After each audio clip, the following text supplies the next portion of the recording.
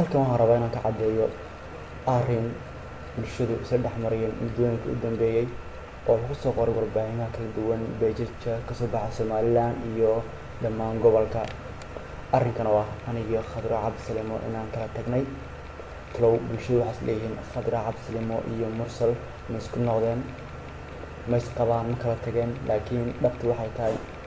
aniga Khadra waa isqaba jireen laakiin hadda waan kala tagnay kadib markii dabagal dheer aan ku sameeyay profilkeeda iyo shakhsiyad ahaan waxay tahay Khadra waxaan ogaaday inay tahayn wax marugo u qalanta oo sharafta iyo karaamada qoyskii iyo familkii iyo asxaabtii ay ku ciyaartay taas baa sababtay inaan furo waayo aniga shacabkayga waan jeclahay Khadrana uma soo dhaqmin sida qofkii mas'uul ama ruuxa marka waxaan sheegayaa bulshada dhammaan aan jeclahay bulshooyinka Soomaaliland iyo kuwa Soomaaliyeedba aniga Khadra inaan kala tagnay oo aan wax mustaqbal isku aarin video yar warbixinta wax in loo gaado waxa dhabta aan la isku mashquul thanks good luck ruuxdayda iyo maanka umaruni karaystay kuma rabe ha iraafin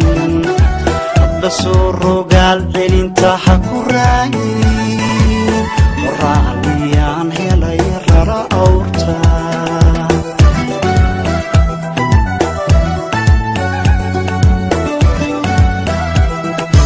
bahashada ku soo ridatay rarankeedu